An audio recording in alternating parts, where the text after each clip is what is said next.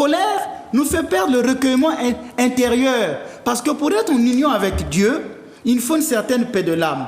Donc nous, dans l'église orthodoxe, on appelle l'hésychia. L'hésychia, c'est ce silence, c'est cette tranquillité de l'esprit. Pour pouvoir être en communion avec Dieu, on a besoin d'un certain hésychiasme, un certain silence. Le silence est propédeutique à la contemplation mystique. Mais lorsqu'on est en colère, lorsqu'on bouillonne de colère, on perd tout à coup cette paix intérieure.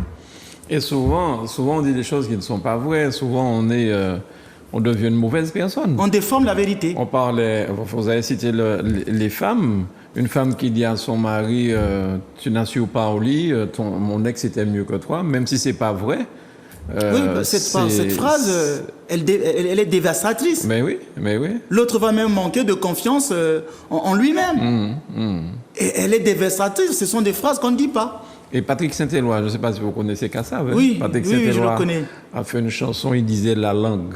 Ce petit bout de chair que nous avons qui s'appelle la langue peut être dévastatrice, beaucoup plus qu'un homme fort, musclé. Je pense qu'il s'est appuyé de Jacques chapitre 3, où on dit que la langue, c'est le petit organe du corps, mais qui peut détruire.